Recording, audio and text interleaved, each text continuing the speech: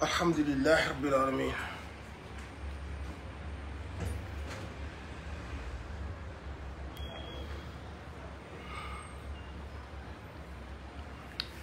yaa yi gën a leen julli ngeen tàkkusaan ba pare njogonal bi moom na ngeen xaar loolu njogonal bi waaw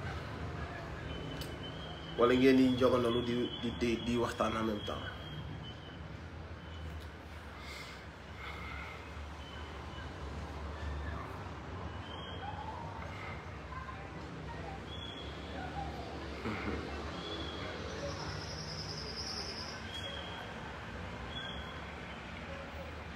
jaajëf Sidi Bara ñu ngi lay màggal jaajëf Ibrahima salaam mon frère Pauline Gueye doomu baay maa ngi lay ziar bu baax maa ngi nuyu yéen ñëpp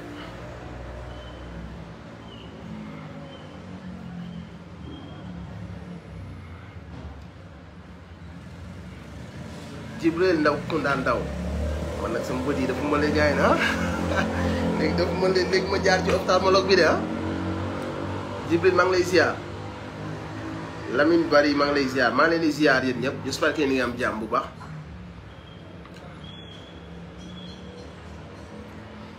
jaajëf su ma paree naa dem ci ophtalmologue bi parce que là ça commence à Lamine Bari maa ngi lay delloo ziar mon frère Guèye Demba doomu baay jaajëf nit sama gars yi maa leen di màggal maa leen di nuyu maa leen di show loo leen jox seen wàcc waaye di leen kontaane bu baax a baax les gens du peuple maa leen di nuyu la génération consciente les gens dignes borom ñi nga xam ne dese ngeen ngëm dese ngeen dignité am ngeen ko sax du ma wax dese ngeen ko am ngeen ngëm am ngeen dignité maa leen di nuyu di leen ziar di leen jox seen wàcc waaye di kontaan bu baax ci seen taxawaay ci réew mi ak ci drapeau bi ak ci cause bi ak ci combat yëpp yi ñuy mëne quoi maa leen di nuyu bu baax di leen en tout cas encouragé bu baax a baax ci yoon boobu noonu quoi. Pape Makumba ziar my brother ziar leen am good naka waar yi Pape Moussa Ciss maa lay ziar mon frère maa leen di ziar yéen ñëpp Issa Faye respect mon frère partagé leen suñu vidéo yi mu yaatu quoi. yéen ñëpp na ngeen ko def quoi ngeen partager ko s'il vous plaît affaire bi yaatu Cheikh Bandia mon frère respect I mean boy no hypocrite for real no hypocrite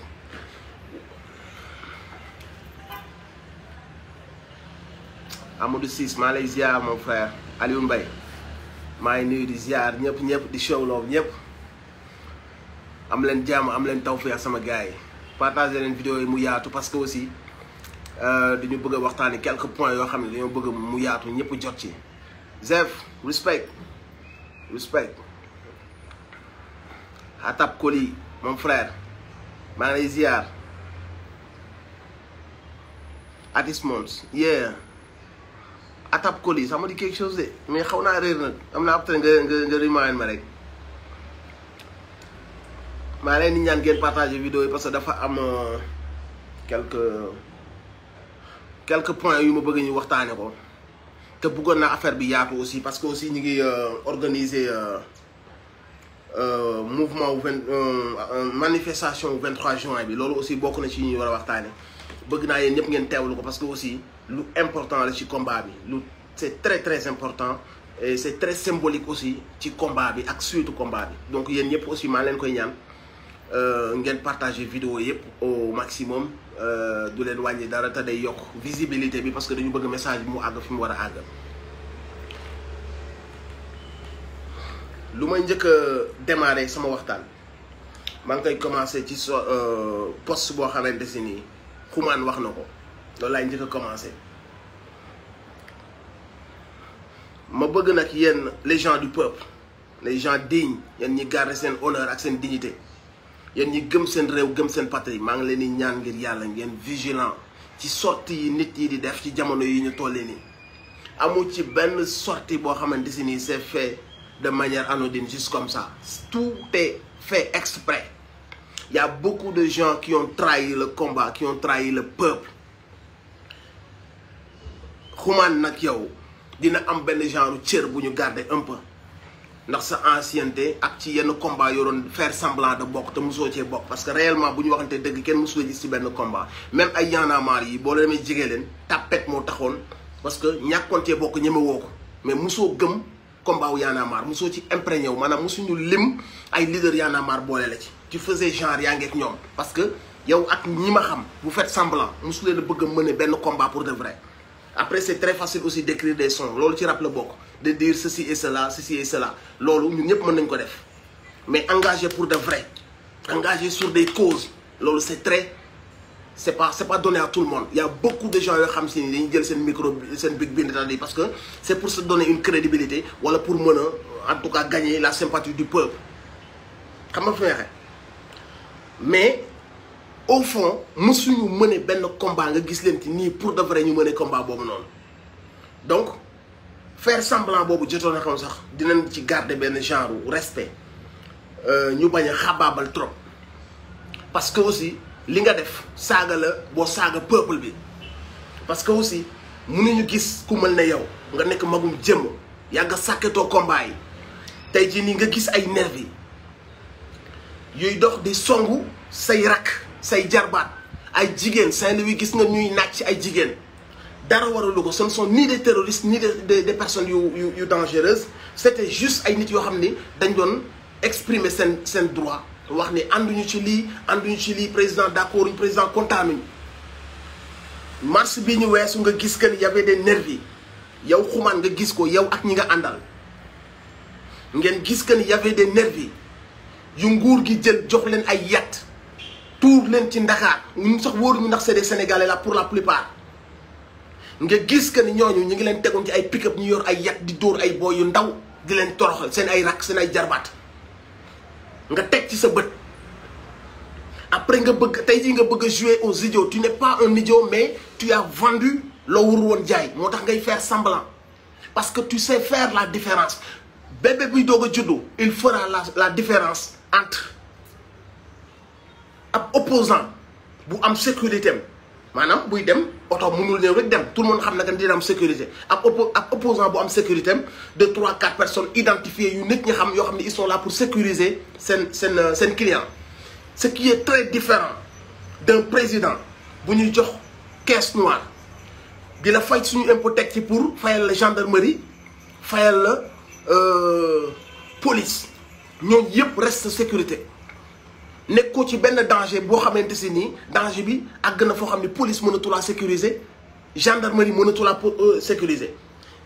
ñëpp xam kon ñi waral nervi yi muy sa nit yi nga xam ne si ku ci nekk débloqué nga ay centaines de millions di fay par tête 20 000 par tête 25 000 par tête 50 000 pour def seen benn tournée boo xamante si nii y a rien d'économique dans à cette tournée là ngeen ne yónnee ngeen seen ay nervi ñuy kar nit ñi di leen dóor di kar jigéen ñi di leen brutaliser ay xale yu ndaw en toute impunité ñu ànd ak police ànd ak nervi ànd ak gendarmerie ak police ñu mettre leen en mal parce que encore une fois suñu gendarmerie ak suñu police suñu njiit yi ñu ngi leen di mettre en mal ak askan bi ba tax na mënatuñoo def dara ba nit ñi ànd ci ñoom parce que ñoom bàyyeetuñ leen ñu def lañ giñoon ba ñuy engagé wu dañoo waatoon pour l'honneur pour la patrie dañoo waatoon ne dañuy servir seen drapeau de cette manière mais tey politique dafa weñ seen i loxo weñ seen i chef te comme ñoom c'est des militaires ils savent que obéir à des ordres seen chef yi la ñu pourrir ci kaw ñu leen di wax gëmm leen ci nangam gëmm leen ci nangam dans un pays buy dox de manière normale mënuñu faa toog di gis un président buy yónni ay nervi ci biir ay dëkk ñuy song ay étudiants di song dugg ci quartier yor seeni pick-up di dóor nit ñi ça c'est très très grave te gis nañ que ni ñoom def nañ ko bi ñu waree dem ci seen campagne boo xamante ni xam nañ la réalité des Sénégalais mooy nit ñi kontaanuñ ci président bi ñu xam que ni dina am ay mouvement yoo xam ne nit ñi dañuy wane seen mécontentement loolu ci démocratie la bokk ñu ne déedéet yónnee leen ay nit ñu jiituñu sur le terrain képp ku wax ni d'accord ñu duma la di dugg ci biir nit ñi ci biir kër yi di génne nit ñi di leen dóor ay xale yu ndaw gis ngeen image yi gis ngeen leen ñoom ñëpp tey génn nañ daal ne non loolu amu fi y a pas eu ça y a eu que garde rapproché bu fi am ñun gisuñu nervi te ay responsable ñooy taxaw ne nervi amul ci dëkk bi. Et c'est très grave de dire les choses comme ça vu vidéo yi nga xamante ni Sénégal yi yëpp gis nañ ci mooy auto gendarme yi mu ngi nii taxaw nervi yi jamono di dàq borom t-shirt yu xonk yi ak di leen fekk ci biir kër yi jëluñu sax liif nga xamante ni ci règlement police bi yor nañu liif mais coup de poing laa yor comme des boxeurs ak ay mbër tel ay xale yu ndaw yoo xam ne amaguñ sax 18 ans nga dóor leen ñu daanu cette violence là lan moo ko waral lan moo mën a justifier violence bu mel noonu jógewul ci ay camp terroriste jógewul ci ay camp wu opposant mais ci présidence bi nga xam ne moom lañ jox suñu lenge suñu sécurité réew ak lépp moom lañ ko jox moom ak ay ñoñam ñoom ñoo ànd recruter ay nervi ay gros bras ñuy dem di dóor nit ñi. kon xumaan boo jëlee ay sécurité président sécurité opposant nga bëgg leen a jaawaleeg ay nervi yoo xam ne dañ leen a yónni na leen tabasser les gens tabasser les personnes yiy protester les personnes yi sol ay morceaux yu xonk ngeen fekk leen ci biir kër yi di leen dóor par rapport ak des gens yoo xam ne dañuy ànd ak seen client mu dem def li muy def ñibbi waat këram ñoom ñu ñibbi seen kër nga ni tu ne poses même pas la question mais tu fais une remarque et c'est très hypocrite de ta part li tax nag ma bëgg nit ñi bàyyi la xel mooy li ngay def amu ci lenn loo xamante ni da nga koy sànni li ci àll ba mouvement hip hop bi na ngeen xam que ne ñi leen trahir bari nañu na ko mouvement hip hop bi xam yaa di ces révélations yoo xam ne dinañ ko def bientôt duñ ci sori pour le moment mais fan leen recevoir ak lañ leen dikk ci turu hip hop ñoom ñi àndoon ñun yëg nañ ko waxaguñ ci nag am na loo xamante ni dañ ciy am un peu de réserve parce que am na ay nit yoo xam ne dañ leen a rus mais bu leen foog ni yëguñu ko vous avez été reçu dig nañ leen le mbir yoo xam ne ci turu hip hop lañ leen ko diggee te seen ay intérêt personnel li tax nag tey ñu bëri ci yéen waxatuñ ak ñu bëri ci yéen génn di juumlu te juumu leen xam nañ li ko laal d'ici peu de temps dañ wax fan lañ leen recevoir li tax ñu recevoir leen kañ lañ leen recevoir bañ leen recevoir lan leen dégg vous avez trahi le peuple vous continuez à trahir le hip hop en tant que des grands frères ci turu hip hop ngeen di dem di jaar ci suuf di defi la ngeen daan def bañ dénoncé ko foogoon nañ ñu bàyyi ngeen ko mais vous avez été reçu il y a pas longtemps et vous n'avez pas dit ça ak ñi ngeen ko seqal demu leen ak ñi ngeen ko seqal ngeen leen ci seen tour recevoir nañ ñu guddi yi ñu weesu xam nañ date bi xam nañ ci circonstances yi ñu leen recevoir oon loolu moo tax ñu bëri ci yéen abandonné combat bi ñu bëri ci yéen dañuy noppi xam nga kat la ñuy wax bu ñu demee ba affaire yi jël forme comme li amoon mars bay jël forme dana am ñoo xam ne dañ génn wax ci seen combine boobu am na ñu ngeen ci bëggoon boole ñu bañ xam nañ lépp daal c'est-à-dire bu ñu dugg ci dara parce que dafa am ñoo xam ni bëgguñu xawi seen sutura mais yëg nañ leen bu leen xoolal yéen ñëpp nag yéen ñeen woowoon ci fi ñu leen woowoon ak lañ leen dikk su ngeen bëggee ñu jox leen ay détails ay indice ah ci wàllu yenn yooyu quota yooyu noonu yu leen wax bëgguñoo sori ci wax ji xam nga dañoo xaw a tënk ndax comme li ma la wax dafa am ay nit yoo xamante si nii bëgguñu leen a kalaateel mais dama ni tey jii su ngeen génnee commencé wax lu mel ni ça va day prouver que ni vous avez trahi le peuple donc nit ñi maa ngi leen di wax ngeen bàyyi xel bu baax a baax bu nit génnatee ñëw ci yéen def poste na ngeen xool kat moo def poste bi avant ngeen ci sax réfléchir xool leen kan moo def poste bi parce que y a beaucoup de pourris y a beaucoup de vendus parmi nous y a des gens yoo xam ne ils ont trahi le peuple ils ont trahi le combat ils ont été reçus il y a pas longtemps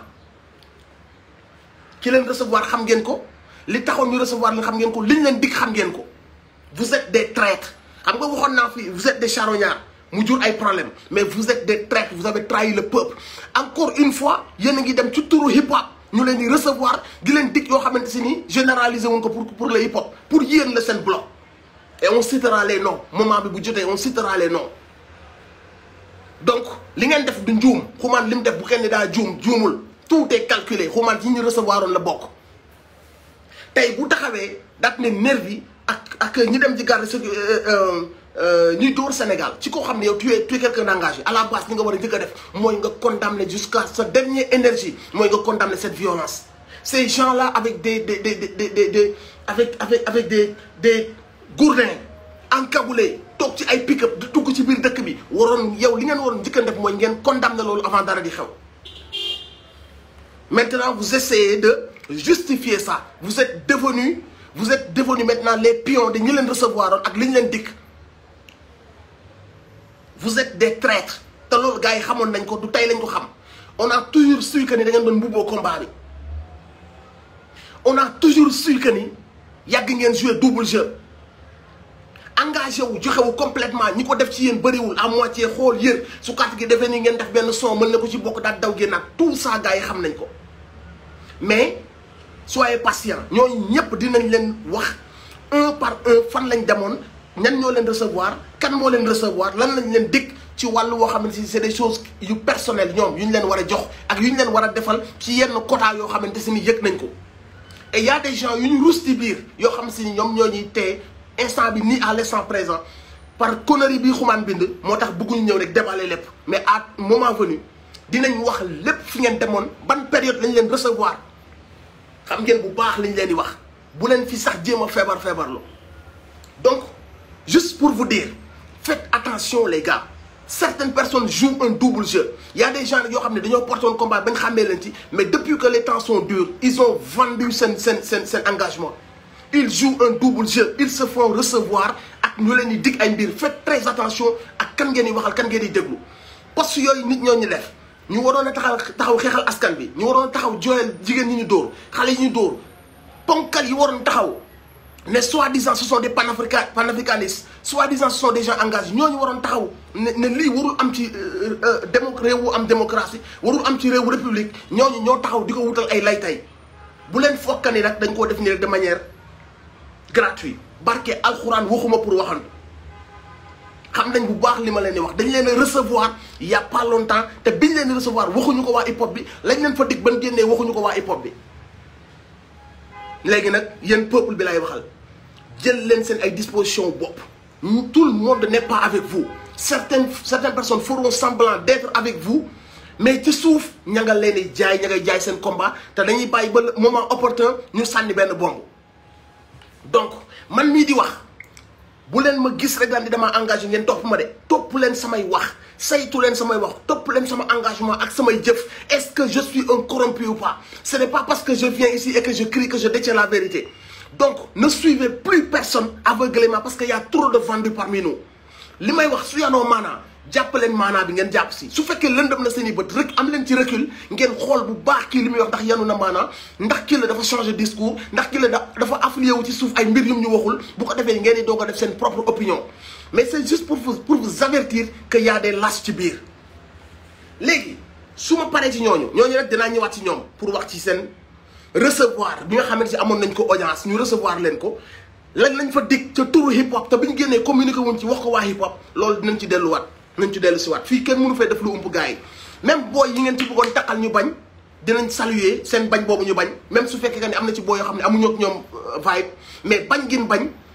danañ ko saluer publiquement ba gars yi xam que ni y a des pourris parmi nous yu jéem a takkal booy yi di leen sàkketoo à chaque fois ñu am benn audience pour seen ay intérêt dañuy jéem a xool ñaari booy yu xew wala ñett ñu bëma xaale leen ci bu ko defee affaire bi am crédibilité benn nit daf bu génnee di wax ñu ne dañ ko cee boolewul moo tax mu wax xam nañ bu baax seen méthode bu loolu weesoo sama gars yi xam nga 23 juin ci képp ku engagé képp ku xam histoire du Sénégal dafa war a nekk benn date bu symbolique bu mythique pour yow date bu très importante pour yow le 23 juin xam ngeen bakkan yi rot le 23 juin 2011 xam ngeen suñu histoire bi ko gars yi bëggee jël suñu constitution def ci li ñu war a def nit peuple bi taxawee woon y a eu des gens qui sont tombés pour ça kenn musul taxaw bu weesoo yenn manifestation yi nga xam ne nguur gi da ko daan tere yii mu jéem koo arrêté yii mu jéem koo fat keneen musul taxaw jëmmal bisu 23 juin boobu noonu bu weesoo waa M2D ni ñu ko décidé dama bëgg nag ngeen teel a xam ni M2D bi mu décidé ne day fêter day manifester le 23 juin pour ay points yu déterminé yu nga xam si ni c'est identifié déterminé dafa am waa APR ak waa nguur gi dañoo lëkkaloo yeneen mouvement xaw ma M23 la xaw ma lu ñu doon pour contrecarrer le rassemblement du 23 juin daal di dem ci seen ay préfet ñu gaaw leen jox place de l'obélisque loolu lépp ci saboter seen combat la li ma bëgg ngeen xam ko mooy M2D moom mooy fêter le 23 juin ñeneen ñi nga xam si ni waa APR ña nga dem njëkkante jël place de l'obélisque xam leen ni c'est pour saboter pour dugal xaalis tuuf benn peuple bu fa ñëw pour wane que ni public bi place de l'obélisque la ñëwoon léegi nag yéen askan bi yéen laay waxal terrain HLM Grand Yoff terrain HLM Grand Yoff mooy le rassemblement du peuple obélisque préfet bi gaaw na jox ko waa APR ak waa M23 donc yéen waa peuple bi partagé leen vidéo bi na ko ñëpp xam ils veulent saboter affaire bi def seen benn mobilisation pour wane que ni def nañ suñu mobilisation place de l'obélisque juste pour mën a saboter point yi nga xam ne M2D mi ngi koy def mi ngi ko war a def le 23 juin pour continuer le combat du 23 juin 2011 ma bëggoon yéen ñëpp ngeen def ko seen mbiru bopp yéen ñëpp da ngeen war a xam que ni enjeu bi mooy ñu wan Sénégal bi yëpp que ni le peuple mi ngi woon en tout cas le peuple souverain et le peuple digne mi ngi woon terrain HLM Grand Yoff en face stade Léopold Sédar Senghor foofu mooy le rendez-vous du peuple le rendez-vous de l'APR et de nguur gi ñu dem jënd seen nit yóbbu ñoom ñoo nar a dem place de l'Obélisque xamee leen ko noonu na message bi jàll parce que M2D moo continuer le combat du 23 juin keneen ku la wax leneen lu loolu xamal ni mi ngi lay jëm a nelawal ñeneen ñu nekkul M2D ils ont vendu le combat bu yàgg jaay nañ ko waa APR jaay nañ ko waa nguur gi ñooñu ay pion lañ yoo xam ne si maintenant ils roulent avec nguur gi ñu ngi rouler ak waa APR ñooñu ñoo dem woote place de l'Obélisque ne peuple bi xam que ni combat bi fi ñu leen woo mooy HLM Grand Yoff en face stade Léopold Sédar Senghor yéen ñëpp nag seen présence mooy ñëw wan nit ñi que ni xëy na yor ngeen xaalis xëy na yor ngeen ay car pour def seen mobilisation mais ñun le peuple ñun ñoo ngi wuy si HLM Grand Yoff en face stade Léopold Sédar Senghor partagé leen message boobu ku nekk na nga ko wax ki nga dëkkal ki nga bokkal koñ rassemblement peuple bi lii moo tax amul place de l'Obélisque gaaw nañ dem ci préfet bi ñu gaaw yëkkati place de l'Obélisque jox ko ñeneen ñoo xam ne dañoo bëgg a saboter rassemblement bi pour que ñu ne ñun ñoo rassembler nit ñi ñun ñoo ëppale mobilisation jël xaalisu réew mi pour dajalewaat ay nit place de l'Obélisque mais ça ce n'est pas le combat du peuple M2D moo koy mënee M2D nag ñu ngi woo jeunes yëpp yu nga xamante si nii ay démocrate lañ ay patriotes lañ gëm nañ seen réew du rassemblement boo xam ne pour président Ousmane Sonko la du rassemblement boo xam ne pour kenn la ci opposition bi rassemblement peuple bi la donc yéen ñi nga xam ne yéen nar a ñëw HLM Grand Yoff en face Léopold Sédar Senghor bu leen fa indi ay couleur u parti bu leen fa ñëw pour diw ñëw leen pour le peuple ñëw leen pour la cause parce que la ñu fay xeexuñu fa pour Ousmane Sonko xeexuñu fa pour Barthélémy Dias wala keneen xeexuñu fa pour beneen opposant li ñu fay ñëw di xeex fii mooy sàmm suñu démocratie Sénégal fexe ba indiwaat suñu démocratie sàmm suñu démocratie bi nga xam si ni nguur gi fi nekk naxasal na ko bi nga xamante si ni Sénégal dellu na ay pas yu ginnaaw ci wàllu démocratie la ñu fa nar a xeex HLM Grand Yoff en face Léopold Sédar Senghor bokk na ci lutte contre troisième candidature Macky Sall ku ne xam ne que ni lii ñuy ruuma ndaat yépp pour mën a xool ndax askan bi tiit na ndax askan bi dellu na ginnaaw ndax on a installé la terreur ndax war nañoo mën a def troisième candidature bu Macky Sall loolu moo waral terreur bi yépp ñuy def nervi yi ñuy yónni ambiance bi ñu créé yépp c'est pour xool ndax war nañoo mën a def troisième mandat donc bokk na ci rassemblement yu ñuy def HLM Grand Yoff le 23 bi bokk na ci combat yooyu noonu non au troisième mandat te képp ku gëm ni troisième mandat warul am fii ci Sénégal yow sa présence da koy dëggal sa présence day dëggal que ni ñëw nga pour dëggal combat bi pour dooleel combat bi beneen point bi ñu war a dénoncer HLM Grand Yoff beneen point bi ñu fa war a dénoncer mooy nervi yi il faut que Sénégal yëpp jug taxaw parce que buñ jugul taxaw affaire u nervi yi dina jël beneen tournure parce que ñoom yor nañ seen milliards te am na ay góor yu ñàkk jom yoo xam ne pare nañ pour ku leen jox milliards ñu wëlbatiku contre leur peuple pour que peuple bi def loolu suñu kilifa yi gis que ne peuple bi jug na pour loolu ñu dénoncé ndoo ko suñu yaay yeeg suñu papa yëpp xam ne ñi ngi dénoncé l'histoire des nervis moo nar a tax ñoom ñu dellu ginnaaw ci seen histoire des nervis parce que dañuy jub ci ay élections te affaire u nervi bu ñu ko arrêté wul maintenant dina jur ay tooxi doon si réew mi nit nag mënoo gëm dara di ko xeex di ko combattre ba noppi toog sa kër rek def nii ñëw gi ngay ñëw ci manifestation moo xam ne pacifique la amul xeex amul xuloo mooy ñëw nga dooleel combat boobu noonu ci sa jëmm ci sa présence nga ñëw massifier nit ya fay ñëw nga ñëw bokk ci mobilisation bi pour mën a wan ka ni askan bi mi ngi dëggal xeex bi ñuy xeex parce que xeex la bu légitime donc contre nervi yi bokk na ci li ñuy xeex sàcc bu ñuy sàcc toolu baykat yi di ko jox ay borom doole bokk na ci lu ñu nar a dénoncer àll bi ñuy nangu ci baykat yi àll bi ñuy nangu ci villageois yi àll bi ñuy nangu ci sénégalais yi di ko jox ay étranger wala ñu koy jox ay puissance étrangère wala ñu koy jox ay puissance yoo xam ne ñu ngi fii ci réew mi ëpp doole baykat yi loolu bokk na ci li nga xamante si nii 23 juin dinañ ko dénoncer mooy baykat yi dinañ leen taxawal ba baykat yi xam ni taxawal nañ leen mooy seen àll yi ñuy sàcc di ko joxe ak yelleef bi nga xam ne dellu na ginnaaw fii ci réew mi Sénégal droit de l'homme dellu na fi ginnaaw nit fii ci Sénégal nit ki amatu fi droit wóolootul justice am chaque jour mu xëy gis police bi mu yaakaaroon ne moo koy aar ñu tënk loxo police tënk tànk police bi nga xam ne am na nit ñoo xam ne dañuy agir de manière nu mu leen neexee te dara du leen ci fekk loolu àndut ak droit de l'homme réew mi képp ku taxaw wax fi léegi yow am nga fi say droit pleinement xam nga ni da ngay nax sa bopp. donc vous le savez te loolu dañ ko war a dénoncer avec beaucoup de rigueur ba ñëpp xam ka ni askan bi jug na taxaw ka ni dañoo këf ak yelleefam te daf ko bëgg a rétablir ak ba lépp delluwaat yoon loolu bokk na ci point yi nga xamante si ni dinañ ko dénoncer le 23 juin HLM Grand Yoff en face Léopold Sédar Senghor loolu mooy rassemblement peuple bi encore une fois partagé leen vidéo bi bind leen ko seen mur yi man maa leen ko ñaan combat bi moo leen ko ñaan ku ci nekk sa mur na nga fa bind que ni rassemblement bi terrain HLM Grand Yoff la en face stade Léopold Sédar Senghor et que gaawantu nañ ñoom beneen parti bi dem ci préfet yi ba ñu jox leen place de l'Obélisque pour que ñoom ñu mën a jour boobu def seen rassemblement pour saboter le vrai combat du peuple donc faites-en une affaire personnelle bind leen ko seen mairie wax leen ñëpp que ni le rassemblement se passera au terrain HLM Grand Yoff en face stade Léopold Sédar Senghor loolu bokk na ci li nga xamante si ni gars yi dinañ ko dénoncer ak élection yi ñu nga samp ay conditions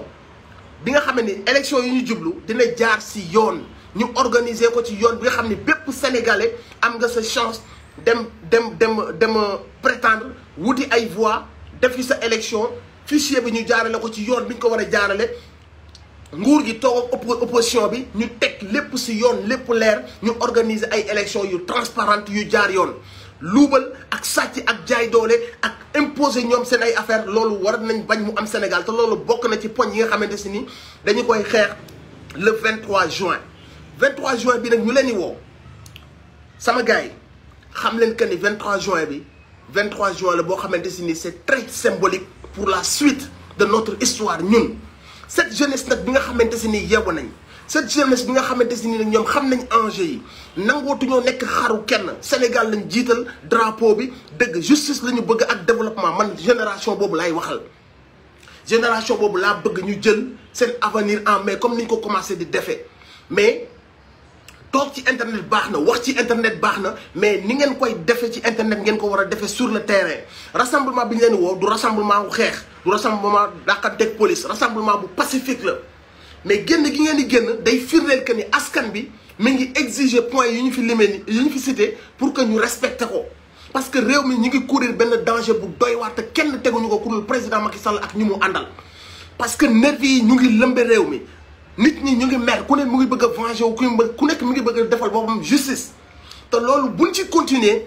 réew mi dana àgg ci ay tooxi doon yoo xam ne kenn dootu ko mën a arrêté ñu ngi interpeller sunu mag ñëpp sage yëpp ñu ngi kilifa yëpp yoo xam ne bu ñu waxee ñu dégg leen ñu ngi leen di wax di leen ñaan nañu wax ak nguur yi ñu jiite Macky Sall ak ñu mu àndal nañu dox jàmm ci réew mi moomuñu réew mi fitna bii ñu indi ci réew mi nañ leen ñaan ñu jéem a def un step back ñu dellu ci ginnaaw ñu bàyyi seen nervi yi ñuy embauché parce que nit ñi ñu ngi commencé di mer nit ñi ñu ngi commencé ku ne naan léegi damay protéger sama bopp nit ñi ñu ngi commencé ku ne mu ngi naan man ku ma bëgg a rey ma rey la bu ngeen noppee nag bañ àgg ci reyante damay yaakaar que ne bu boobaa day trop tard wala day dommage ñu ngi ñaan képp koo xam ne boo waxee Macky Sall dina la déglu nga wax ko terreur bii muy samp Sénégal yi mérité wu ñu woon loolu 23 juin bii ñuy organiser ñun ak moom ñoo nekkandoo woon di xeex pour jële fi nooteel pour jële fi dictature pour jële fi jaay doole mu ànd ak ñun ba nga xamante si ni ci la ñoom Mamadou Diop ak suñu yeneen frère daanoo beaucoup de personnes sont mortes parce que dañoo foog ne Macky Sall bu yéegee ci réew mi lañ doon jooy ak li taxoon ñuy wàcc ñëpp bàyyi seen liggéey marchand ambulant bàyyi liggéeyam étudiant bi bàyyi léppam ñëw professeur bi ñëpp bàyyi seen lépp ñëw la taxoon ñu def ko tey dañoo bëgg Macky Sall xam ka ni du woon pour mu wëlbatiku contre ñun tey jii nii di ñu toroxal di yónnee ay gros bras muy dóor suñu jigéen ñi suñu rakk ñi di indi benn ambiance de terreur di dàq ay nit yoo xamante si nit ñi ngi liggéeyal Sénégal ay honorable ay nit yoo xam ne dañ leen waroon a yëkkati takkal leen ay grade ndax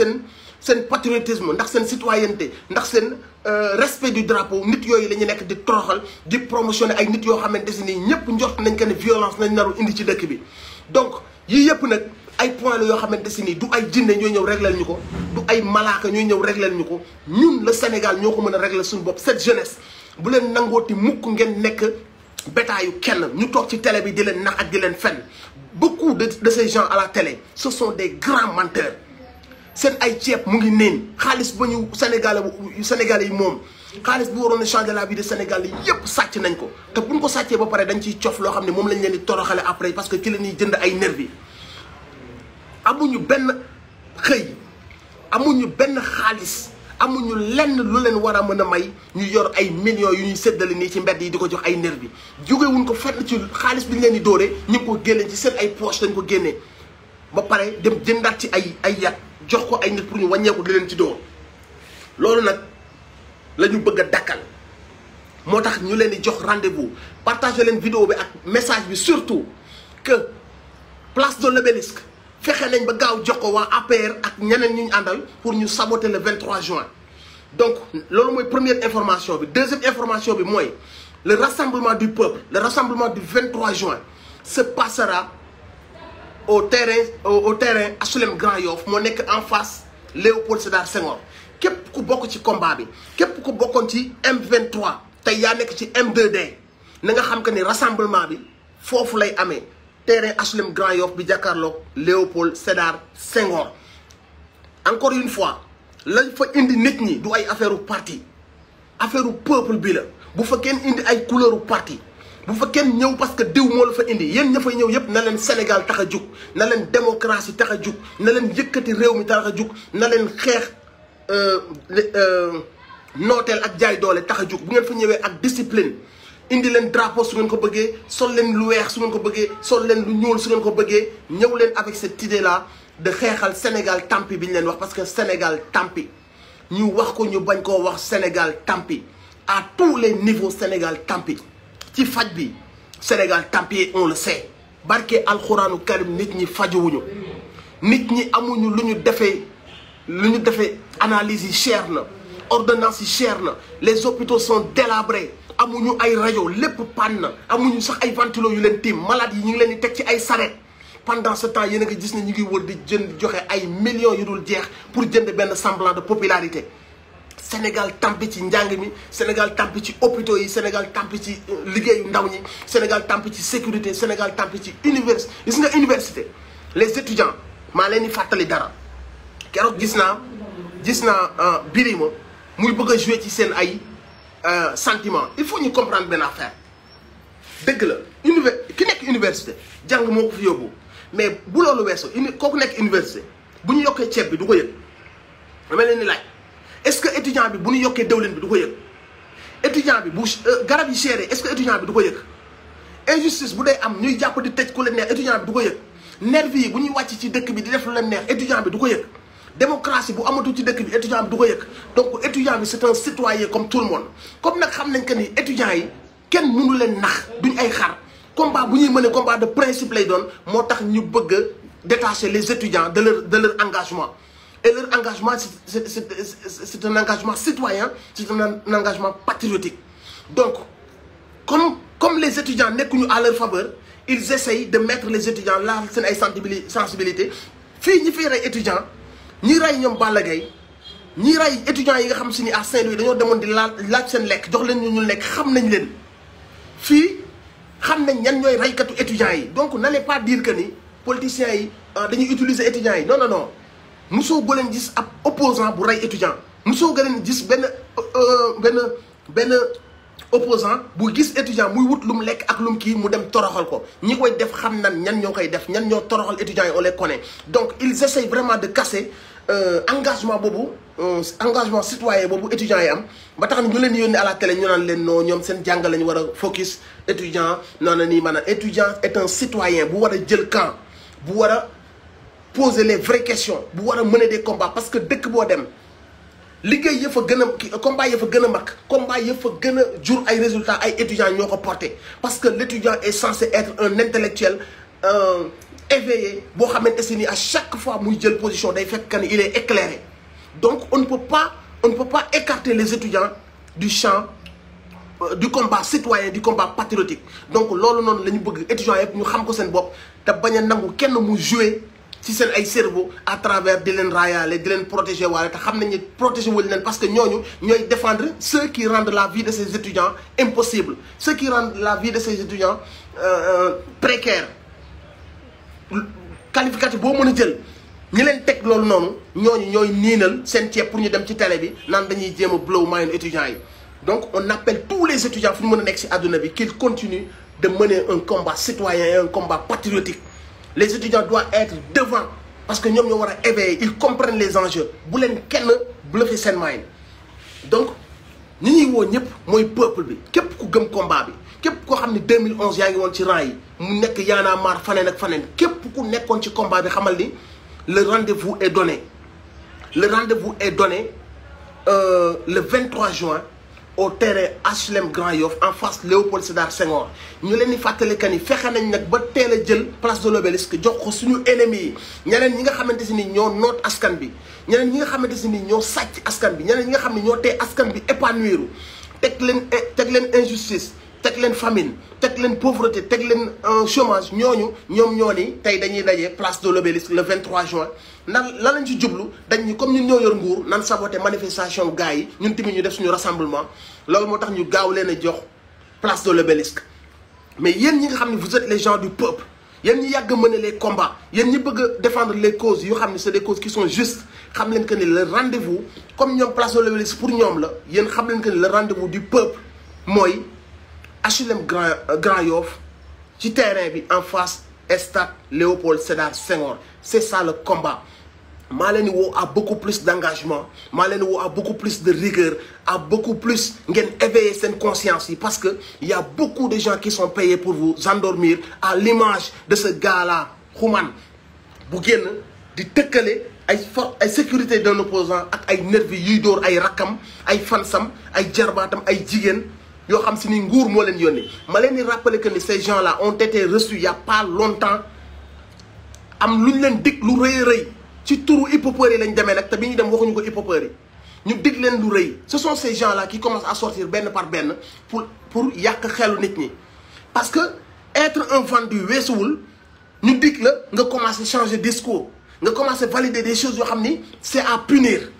et loolu mooy la démarche de ces gens-là te du moom kese di ngeen gisaat yeneen gars yu génnaat xaw a ñii bu ñu noppiwul aussi dinañ wax ay wax yoo xam ni contre sens lay doon contre courant lay doon parce que recevoir nañ leen dig nañ leen et ça c'est ce qu'on appelle la corruption ces gens-là ont été reçus ma bëgg ngeen xam loolu nag ci turu hip hop waxuñu ko yëgle wuñ ko biñ génnee tamit waxuñu ko ñu dig leen ki leen di dig kilifa gi leen di dig nag dinañ ko wax ki leen recevoir dinañ ko wax apparemment xam naa di ngeen xam ngeen ko sax déjà mais comme on ne doit pas annoncer li ñu xam lépp ci affaire boobu noonu dañ leen di wax rek à peu près ngeen xam li ngeen war a xam mooy cette sortie là de Xuman bu leen yaakaar ni sortie bu neen la ci ñu recevoir woon il y a pas longtemps la bokk ci ñu invité woon ci cadre bi ñu leen invité woon ñun xam nañ ko bañ fa demee la leen waajee di dig ci yenn quota ak ci yeneen yoo xamante si nii yu ñu leen dig la ñun wax nañ ñu ko xam nañ ko te cité ay nom ak jaar ci digg bi bu jotee dinañ ko def mais li tax ñu boole ko tey ci live bi dañoo bëgg ngeen xam ni de temps en temps da leen séentu dina am ay nit yuy génn di def ay affaires yoo xam ne xaaru leen woon fii xamu leen woon lii ñuy wax mooy lan loolu lépp bu leen yaakaar ne c'est des sorties qui sont juste comme ça hasardeuses déedéet tout est calculé ces gens ce sont des corrompus yoo xam ne dañuy dem di wuy ji ñu leen di woo ci loo xamante si ni tàggoowun waxewuñ ko communiqué wuñ ci ba pare ñu ngi toog di xaar seen ay intérêt ñooñu noonu déggatoo leen ñu wax déggatoo leen ñu jël combat déggatoo leen ñu ngi daal armée di dox ak Macky Sall léegi kañ la ñuy wax bu peuple bi jugee di xeex ba xeex bi des 1 minute ñu gis que ne peuple bi daan nar a gañ xeex bi ñu ñëw affiché wu ak peuple bi loolu du engagement ci bi muy metti ngay ànd ak sa peuple mu leer na la dinañ la xañ lépp li nga moom dinañ la boycotté dinañ la tiital dinañ la jiiñ lu ne dinañ la ko jiiñ mais nga des ak yàlla sa ngor sa honneur nga des ak sa peuple loolu la ñuy woowee engagement mais toog di natt di def ay calcul di wax ka ni bàyyil ma noppi bàyyil bu ma teel a wax su ma teelee wax mën nañ ma yàqal nangam sangam nga bàyyi ba nga xamante si ni gis nga que ni le peuple a pris le dessus ba mu xamante si ni benn pas moo ci des pratiquement peuple bi gagné nga ñëw daal ni je suis avec le peuple woy président patati patata gis nañ ñu ko fi def plusieurs fois. Donc ces gens-là ce sont des personnes yoo xam si ce sont des corrompus dinañ génn nag comme ni Xuman génne def ay remarques yoo xam ne du ngeen ko xaar ci ñoom mais encore une fois seen xel na demaat ci ñooñu ñëpp ils ont été reçus il y a pas longtemps te am na luñ leen dig loo xam ni kuñ ko dig te doo gor soo moytuwul di nga commencé def yëfi mbaam ci loolu laa leen bëggoon attirer seen attention. Donc ma leen di fàttali que ne le vrai combat c'est M2D ñooy xeex pour la démocratie rétablir ko au Sénégal mooy le M2D leneen lu dul M2D bu leen woowee xam ngeen ni c'est un mouvement boo xam ne jaay na boppam APR ñoom ñoo wootee place de l'Obélisque.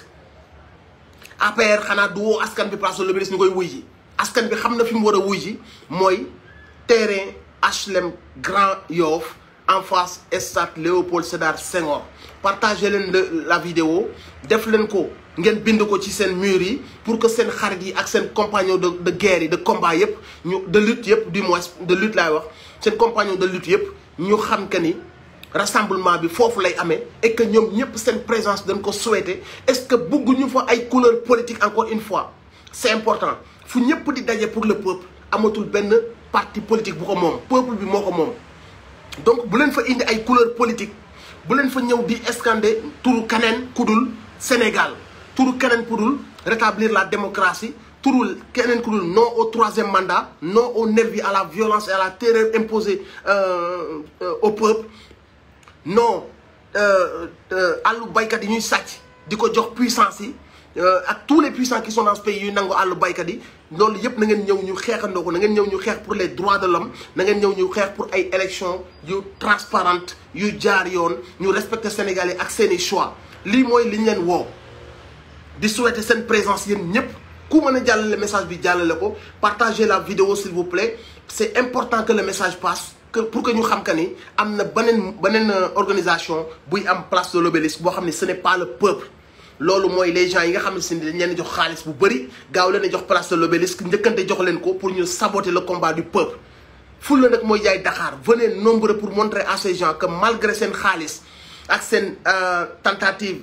de saboter lii yëpp yéen seen force de conviction seen ngëm-ngëm seen dignité seen honneur dina tax ngeen ñëw.